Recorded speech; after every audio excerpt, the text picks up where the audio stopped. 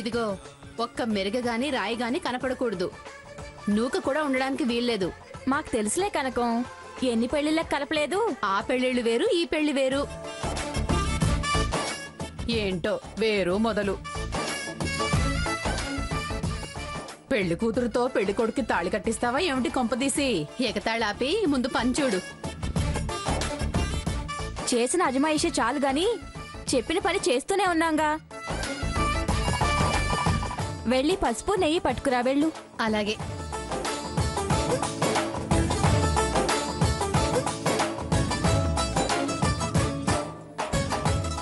అక్క ఇక్కడున్నావా? ఏంటి తలంబ్రాల బియ్యం కలుపుతున్నారా? నేను కలుపుతానక్క. వద్దులే స్వర్ణ, నువ్వెందుకు కలపడం? వాళ్ళున్నారుగా. రామంగా రా. నన్ను రమ్మన్నావు బానే ఉంది. దాని తలంబ్రాలు బియ్యం కలపొద్దని ఎందుకన్నావో అది చెప్పు. అయ్యో, మీరంత కోపగించుకోవాల్సిన విషయం ఏమీ లేదు. అయితే కడుపుతో ఉన్న పిల్ల కదా, అందుకే అలా అందేమో. ఆ మాట అన్నావు బానే ఉంది. స్వర్ణ, ఆవిడ చెప్పింది వినదగ్గ విషయమే కదే. ఎందుకు లేనిపోయినా వస్తా, నువ్వు వెళ్ళు. అమ్మమ్మ గారు చెప్తున్నారు కదా, నువ్వు వెళ్ళి స్వర్ణ.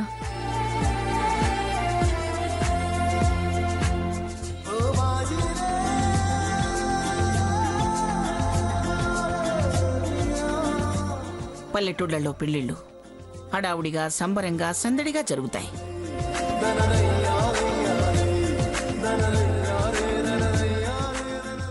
భాగీరథి, ముచ్చెలు కూడా వేయాలి కదా అందులో. ఆ చెప్పాను మంగా, తీసుకొచ్చి పెట్టారు. తెప్పించు, త్వరగా తెప్పించు. కనకం ఆ, ఆ ముత్యాలు తెచ్చి కలుపు. ఆ, సరే సరే. వెళ్ళు. సరిగ్గా కలపండి అమ్మాయిలు. త్వరగా ఆ పసుపు తీసుకురా. అందులో కలపండి.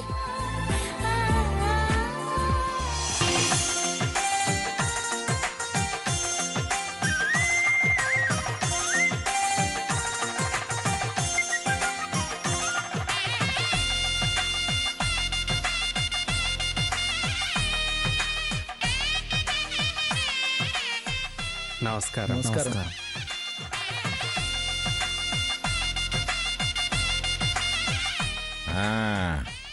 పైడిరాజు, చాలా బాగుంది. ఆ పందిరి బ్రహ్మాండంగా ఉంది.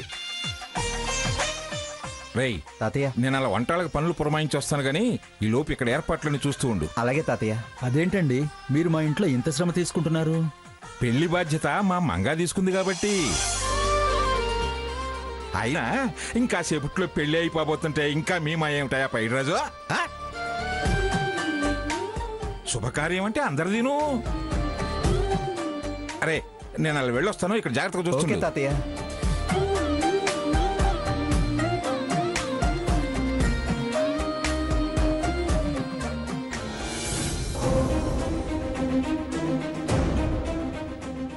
రే సాకేత్, పేపర్ చదువుతూ కూర్చున్నావేంట్రా? ఏదో పని అందుకోవచ్చుగా. ఏమండి? వస్తున్నా. చూడు, నీకు ఇష్టమైతే నువ్వు చెయ్యి, అంతేకాని నాకు ఆర్డర్స్ వేయకు. దేనికిరా అంత కోపం? వారికి పెళ్లి జరగటం ఇష్టం లేదేమో. స్వర్ణ, మరేంటి? తలోక పని చేసి త్వరగా పెళ్లి చేసి దరిద్రం వదిలించుకొని మనూరు వెళ్ళాలి కాని నేను చెయ్యను, నువ్వు ఆర్డర్లు వేయకు అంటావే. ఏంటి తలో చేయి వేసేది? ఏ పని చేసేవాళ్ళు ఆ పనికి ఉన్నారుగా. చేయటం మొదలు పెడితే డోలు సన్నయ్య కూడా మనల్ని వాయించమంటారు. అవసరం అనుకున్నప్పుడు వాయించినా తప్పులేదు బావా. ఏమిటి మళ్ళీ ఏదో మొదలు పెట్టావు? పనులు చేయకుండా పేపర్ చదువుతుంటే ఏదన్నా పని చేయొచ్చు కదా అంటే విసుక్కుంటున్నాడు బావా. చేసేవాళ్ళంతా చేస్తూనే ఉన్నారుగా, వాడిని వదిలేయండి. అవును, నువ్వేంటి ఇంకా తయారవ్వలేదు? ఇంకా అలాగే ఉన్నావేమిటి? నగా నట్రా వేసుకోవా? గతిలేని దానిలాగా ఇంకా అలాగే ఉంటావా?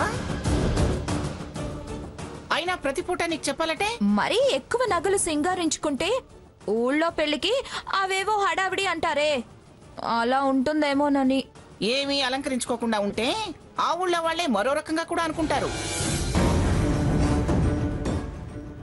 వెళ్ళు వెళ్ళు.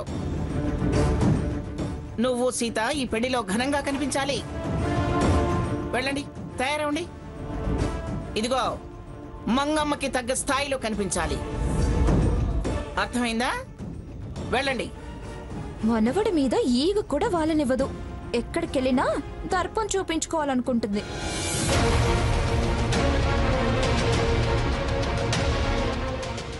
రే సాకేత్, పనులేమి చేయకపోతే చేయిపోయావు గాని లోపల సంజయ్ని పెళ్లి కొడుకుని చేస్తున్నారా. మీరెళ్ళి వాడికి కాస్త సాయంగా ఉండండి రా. ఇప్పుడు కూడా వెళ్ళకపోతే నిజంగానే నాకు ఈ పెళ్లి ఇష్టం లేదనుకుంటుంది గ్రాని. రఘు, వెళ్ళరా, వాడిని తీసుకుని వెళ్ళు. సరే నాన్నమ్మ, పదరా సాకేత్. ఏయ్, ఎవరు మీరంతా? ఎందుకు నా గదిలోకి వచ్చారు? పెళ్లి కూతుర్ని చూసి కళ్యాణ తిలకం దిద్ది పెళ్లి కూతుర్ని చేయమని కనక మహాలక్ష్మి అత్తయ్య పంపించింది. ఏంటి నన్ను మీరు చూసేది? నేనేమైనా జూలో జంతువునా, సినిమాలో బొమ్మనా? కావు కాబట్టి అలంకరణ చేద్దామని వచ్చాం. మీరేం అలంకారం చేయాల్సిన అవసరం లేదు. ఎలా తయారు కావాలో నాకు తెలుసు. మీరు వెళ్ళండి. మీ పల్లెటూరి అలంకారం నాకేం అక్కర్లేదు. పోనీ కళ్యాణ తిలకమైనా పెట్టించుకో. అవసరం లేదు. వంకర టింకర బొట్టు నా మొహాన్ని మీరేం దిద్దాల్సిన అవసరం లేదు. అది కాదు. ఏయ్, మీరేం నాకు చెప్పొద్దు. వెళ్ళండి. పదండి వెళ్దాం.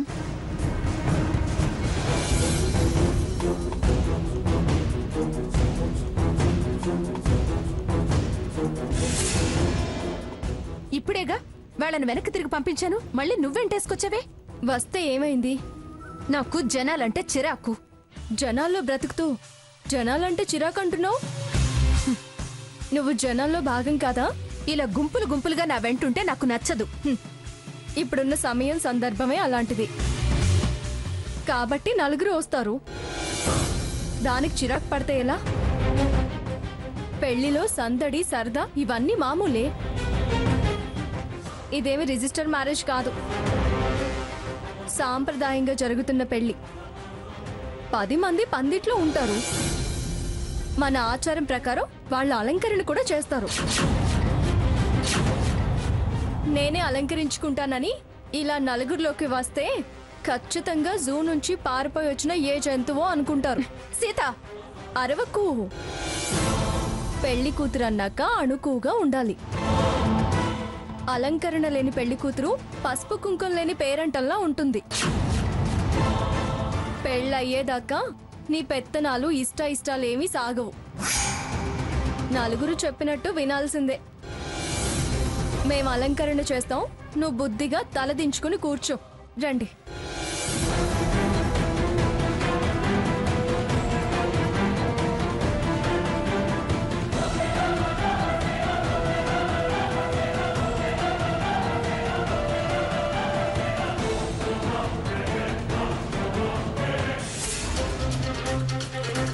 కాస్త నవ్వుమొహంతో ఉండు, లేకపోతే పెళ్లి కొడుకు బాధపడతాడు. ఏయ్, నీకిష్టమైతే చేయి, లేకపోతే అవతలకు పో. అందగత్తెలకి కోపం కూడా అలంకారమే. సత్యభామలాగా. బాగా చెప్పావు. అయిందిగా అలంకారం, ఇంకెందుకు? వెళ్ళండి. నేను కళ్యాణి తిలకం దిద్దొస్తాను, మీరందరూ వెళ్ళండి. వెళ్ళండి. ఆ కోపం కూడా సరిదిద్దిరండి. నువ్వు చిరుబురులాడినా చిందులు వేసినా పెళ్లి మాత్రం ఆగదు. ఆగుతుందో ఆగదో నువ్వే చూద్దు గాని. ఆగకుండా ఉండడానికేగా ఈ కళ్యాణి తిలకం దిద్దేది. ఈ తిలకాలు కాటుకలు పెళ్లి చేస్తాయా? పెళ్లికి సహకరిస్తాయి. నేను కళ్యాణ తిలకం దిద్దుకోను. అలా అనకూడదమ్మా, తప్పు చిన్న. బుద్ధిగా ఉండు. కదలకుండా కూర్చోవాలి. మారం చేస్తే నెత్తిన 4 తగిలించాల్సి వస్తుంది. సీత, సీతనే పీత. అరవకుండా తిలకం పెట్టించుకో, లేదంటే నీ బుగ్గలు వత్తి మరీ పెట్టాల్సి వస్తుంది. గట్టిగా ఒత్తాననుకో, నీ లోపలున్న పళ్ళు బయటికి వచ్చేస్తాయి.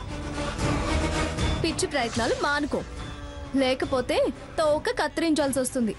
ఏంటి ఏంటి నీ దౌర్జన్యం? ప్రతిజ్ఞల్ని నెరవేర్చుకోవాలి. నా చెల్లెల జీవితానికి పట్టిన కీడు తొలగించాలి. నిన్న అత్తారింటికి సాగనంపాలి. ఆ విషయంలో ఎంతకైనా తెగబడతాను. ఏ దౌర్జన్యమైనా చేస్తాను. చాలా ఊహించుకుంటున్నావు. ఈ పెళ్లి జరగదు. నేననుకున్న అత్తారిల్లు మారదు. మీ చెల్లిని నేను వదలటం కాదు, దాని మొగుడే వదిలేస్తాడు. అదే జరిగితే నువ్వు ఈ భూమి మీద ఉండవు. ఏంటి చంపుతావా? అనుమానమా? దానికి అన్యాయం చేస్తే ఎవ్వరినీ వదలను. ఖచ్చితంగా అన్యాయమే జరుగుతుంది. సంజయ్ చేత నేను తాళి కట్టించుకోనుగాక కట్టించుకోను. నీ మెడలు వంచి మరీ కట్టిస్తాం. ఇంతదాకా వచ్చింది ఆగడం అనేది అసంభవం.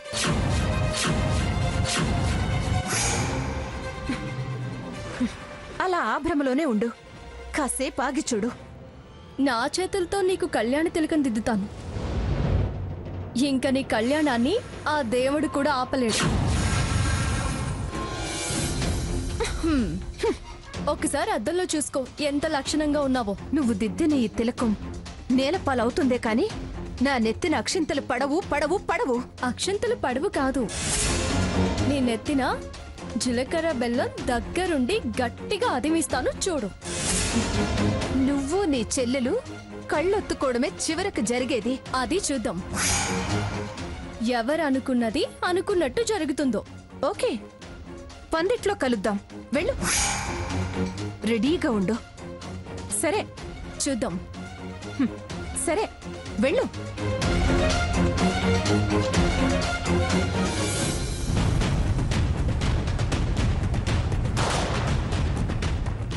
అమ్మా హారతి, ఊరేగింపుకి ఏర్పాట్లు రెడీ అయ్యాయి, వెళ్దాం రా అమ్మా.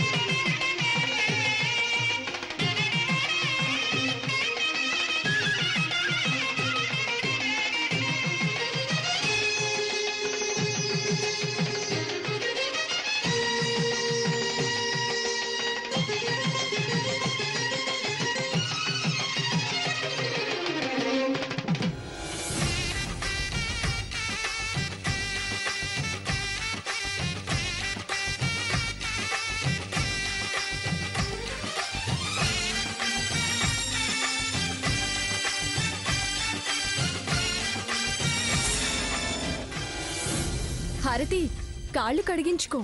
ఇది మన సాంప్రదాయం. అయిష్టంగా ఉంటావే, కొంచెం నవ్వు.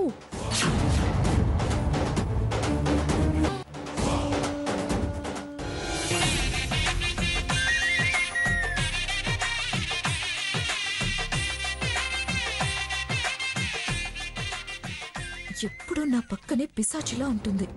అవునే, నీ పెళ్ళయ్యేంత వరకు నిన్ను వదిలే ప్రసక్తే లేదు.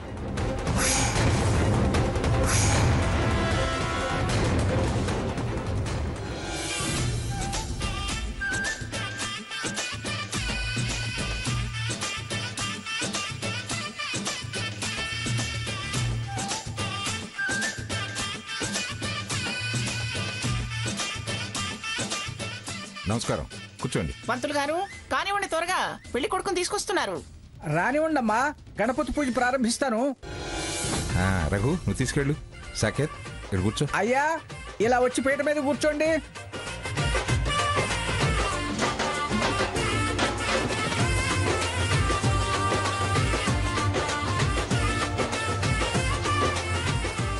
అమ్మా, గౌరీ పూజ మీద ధ్యాసుంచు.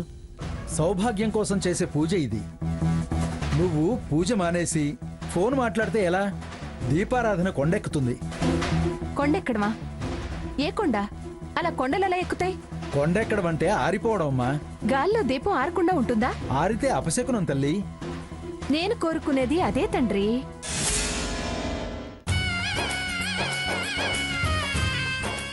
ఇంకో 45 నిమిషాలైతే పీడ విరగడైపోతుంది. నేను అదే అనుకుంటున్నా. కానీ మా శ్రీవారు మాత్రం అయ్యో పెళ్ళైపోతుంది అన్న ఫీలింగ్తో తెగ ఫీల్ అయిపోతున్నారు. అదేం లేదులేవే, మరీ అన్యాయంగా మాట్లాడుకో. అక్క, అటోసారి నీ మరిది గారి మొహం చూడు, ఎలా మొట్టమొట్టలాడుతుందో. నాకేమో ఆయన గారి మీద నమ్మకం సన్నగిల్లుతుంది. నీకేమో బలపడుతుంది. మొన్నటి దాకా నేను కూడా అలాగే అనుకున్నాను. నువ్వేగా లేదు మా బావ మారిపోయాడు అన్నావు. అందుకని ఇప్పుడు నాకు రివర్స్లో మాట్లాడుతున్నావా? నీతో రివర్స్లో మాట్లాడాల్సిన అవసరం ఏంటి? అమ్మా, పసుపు కుంకాలు కాస్త గౌరీదేవి మీద వెయ్యి తల్లి. చూడండి, అలా ఇలా అని నాకేం చెప్పకండి. చేయిస్తే చేయించండి, లేకపోతే మానేయండి. మీకు కావాల్సింది మీరు తీసుకోండి. హారతైనా ఇవ్వు తల్లి.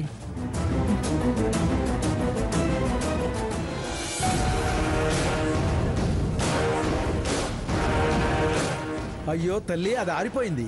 అలాగా ఇచ్చేది. ఆరిపోతే ఏం పర్వాలేదు. ఏంటి అక్క చెల్లెళ్ళు తెగ సుత్తేస్తున్నారు? మీ తమ్ముడు గురించే బావా. ఏంటో దీనికి ఇంకా సాకేత్ మీద అనుమానం పెరిగిందే కానీ తగ్గలేదు. అలా పెంచుకోవడం అంత మంచిది కాదు. ఆయన వాలకం చూస్తే నీకు అనుమానం కలుగుతుంది. వాడు ఎప్పుడు ఈ పెళ్ళవుతుందో, ఎప్పుడు అవతల పడతామో అన్న ఆరాటంలో ఉన్నాడు. నాకు అలా అనిపించడం లేదు బావా. వెళ్ళి పెళ్ళి ఎప్పుడు ఆపుదామా, ఎప్పుడు పెళ్ళి ఆగిపోతుందా అన్న టెన్షన్లో ఉన్నాడు. చూడు ఎంత సీరియస్గా ఉన్నాడు. మనకు అవతల వాళ్ళ మీద ఓ అభిప్రాయం ఉన్నప్పుడు వాళ్ళ కామన్గా ఉన్నా మనకు 1,00,000 క్వశ్చన్ మార్కులు కనిపిస్తాయి. ఓం శుక్లాంబరధరం విష్ణుం శశివర్ణం చతుర్భుజం ప్రసన్నవదనం. అమ్మా, పెళ్లి కుమార్తెను తీసుకురండి, ముహూర్తానికి టైం అవుతుంది. సీత, వెళ్ళి తీసుకురండి అమ్మా. అగజానన పద్మార్కం గజానన మహర్నిశం అనేకదంతం భక్తానాం ఏకదంతం. పంతులు గారు, గౌరీ పూజ అయిందా? అయిందనిపించామమ్మా. అదేంటి ఏంటి అయింది అంటున్నారుగా. ఏదో 3 ముక్కలు 4 అరుపులు అన్నట్టు శ్రద్ధ పెట్టి చేయలేదమ్మా.